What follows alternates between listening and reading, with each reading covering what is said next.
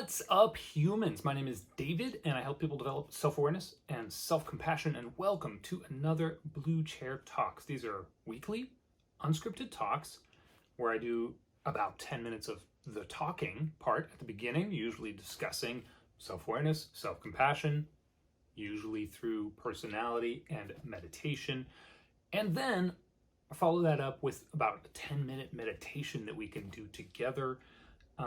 It's super fun. I'm really enjoying doing these videos, and we are smack dab right in the heat of this series on the two hemispheres of the brain and how their differences give rise to the human mind and our experience in life, because it turns out these two hemispheres have a very different take on the world. Or another way you might say that is that they bring the world to life. They animate our experience in very, very different ways. So we're getting into that this week. What we are talking about is generic versus ANEW.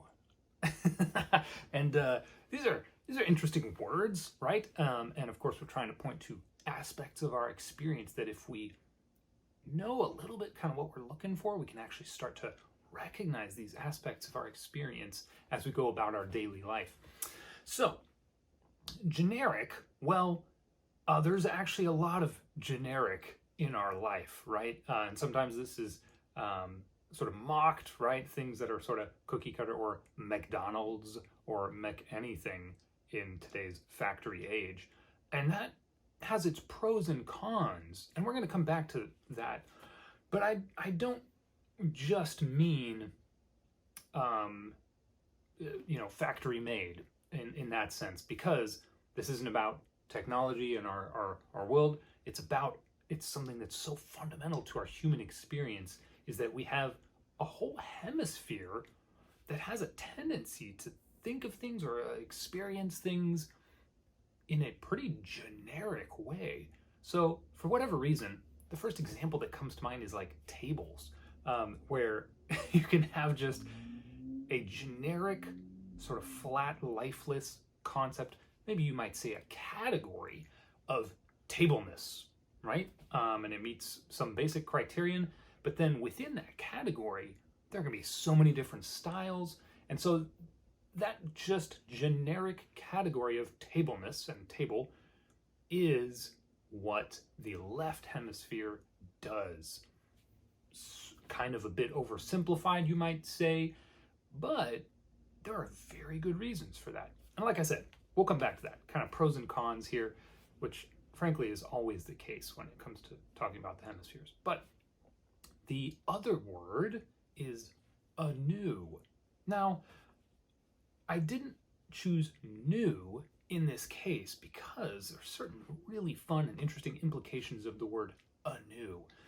But that said, it actually is true that the right hemisphere is really essentially sort of the one that's in charge of new experiences. So if we hear a brand new sound that you as a human have literally never heard before, that's your right hemisphere that gets that info first, or that is like the initial receiver of that new information as well, even apparently if it's verbal information. And I say that because usually the verbal stuff is handled by the left hemisphere.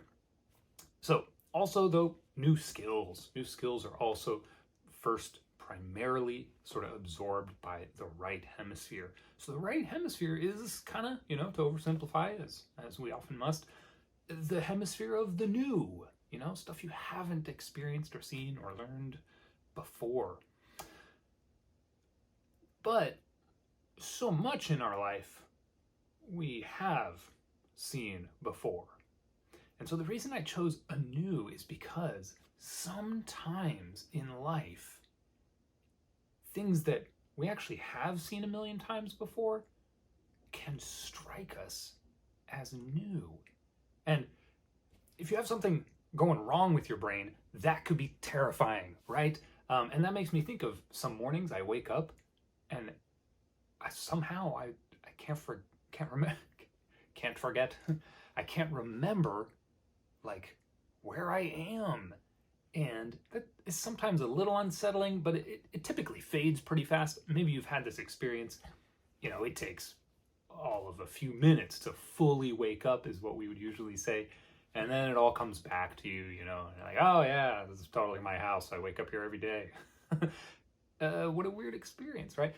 Or if something is going really wrong in your brain, you might not feel like you're familiar with stuff that you really should be familiar with, and that can absolutely be terrifying. But for most of us, when we have this experience, think of, for example, someone that you love dearly, but you see him every day,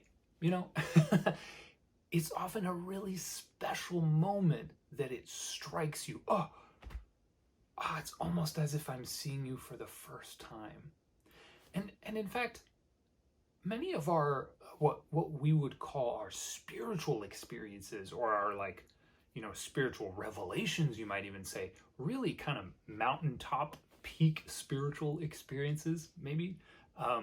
These are almost always qualified with this sense of awe that entails a sort of newness, even if it's the same building, like house of worship that you've been in 100 times or more, whatever it is.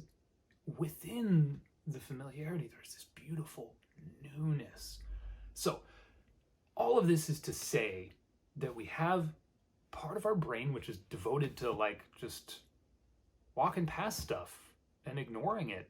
Table, so what? Even if it is actually beautiful, if you take the time to be with it and observe it, we need both of these. We have that ability to see something as generic and just take it for granted, walk right by it, and we have that ability even for things that we're really familiar with, that we've seen a million times. We actually have this capacity to be present to it in a way in which it becomes new. There is new lifeness breathed into it somehow. I love this aspect of life. Earlier, I was referencing sort of pros and cons of this, that there are upsides and downsides. And in these talks, it is usually the trope or the tone that I'm sort of disparaging the left hemisphere, which is your controlling and in some ways kind of limiting hemisphere. And I'm encouraging you to engage the beauty and the benefits of the right hemisphere, which is your big picture, and in this case, a new newness hemisphere. But that is a very unhelpful oversimplification, despite that it may sound like that's kind of what I'm arguing in these videos. We desperately need both of our hemispheres. And in this case, we can see that so clearly. We need the ability to categorize and oversimplify things like tables, or pennies, like coins, right? If you look close enough at 2 dimes or whatever familiar coins, or whatever coins you're familiar with, if you look closely at them, you'll find they're slightly different. You'll be able to spot these differences if you just sit with them for a while. But we need to be able to just see, okay, 2 of these, and not care about the individuality. We don't need to always be observing and be present to the lifeness and uniqueness of coins or tables, right? We really need this ability to categorize stuff. But imagine a life where that's out of balance, and you're oversimplifying the categories of, let's say, human beings.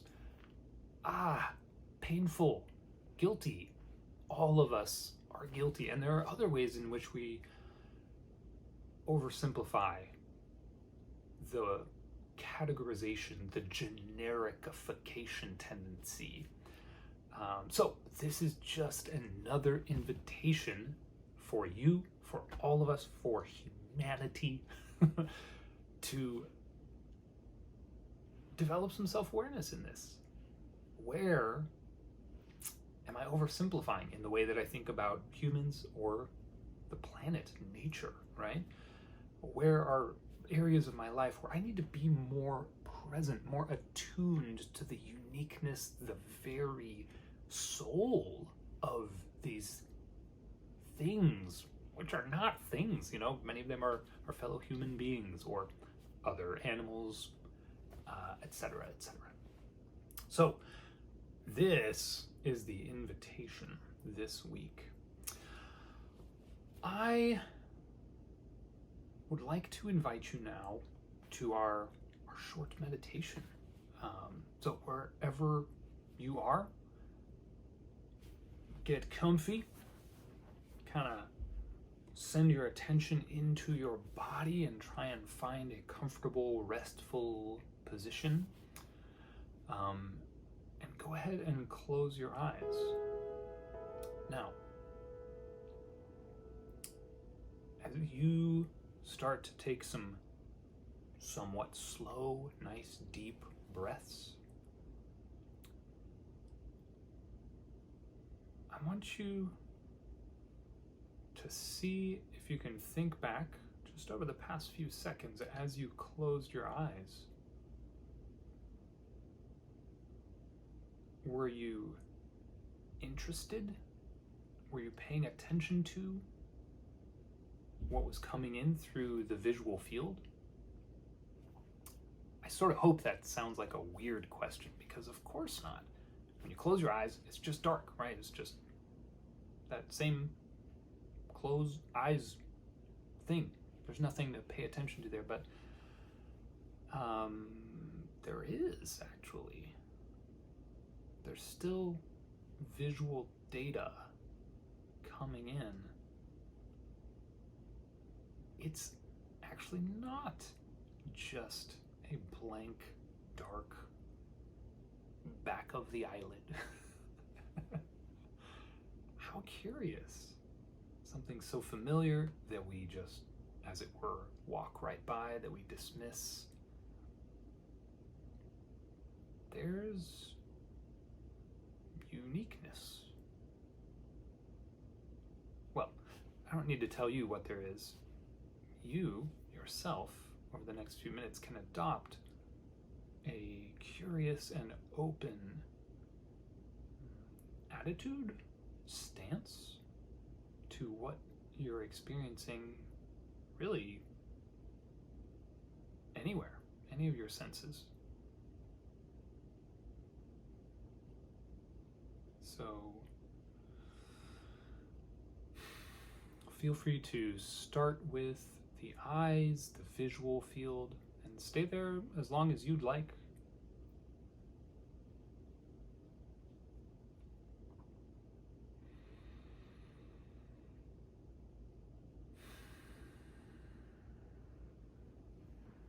But otherwise, all of your senses are also fair game. Just take as broad a view of things as you can, as it were, and be open, be curious. What do you notice?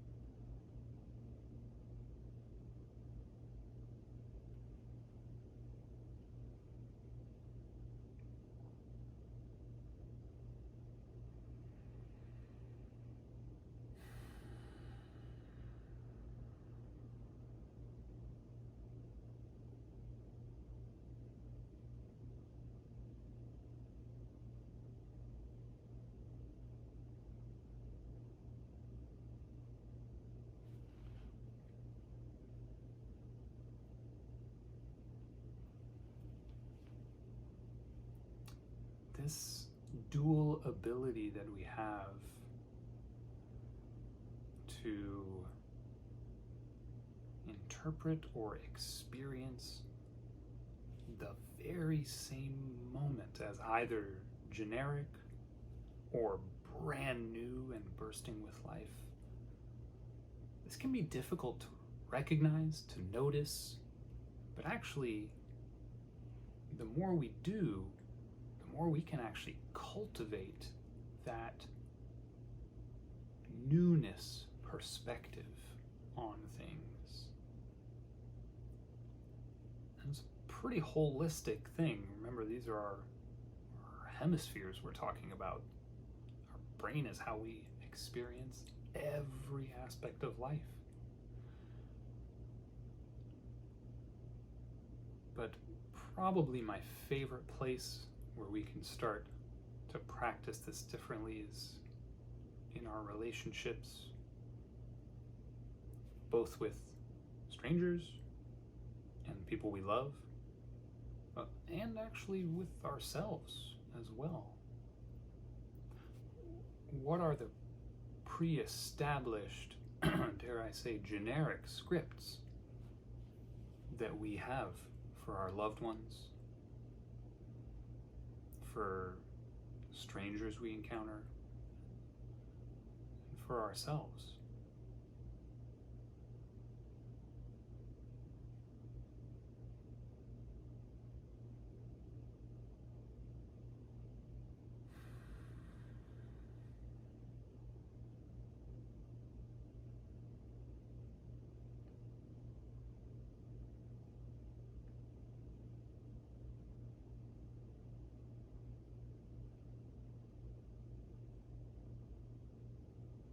In this very moment,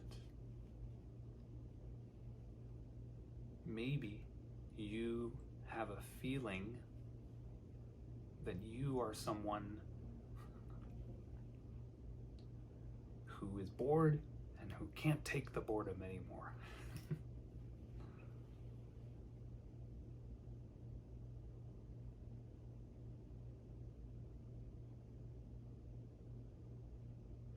That's okay. That is just something that you can notice and actually loosen your grip on.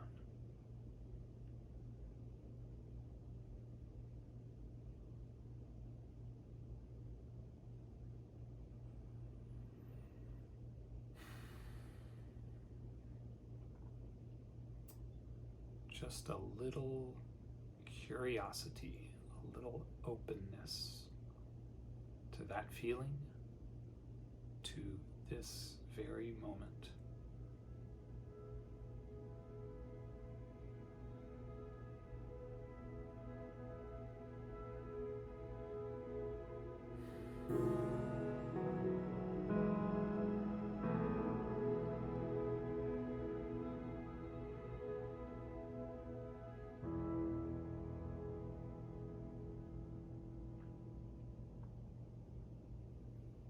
As we wrap up, I want to invite you this week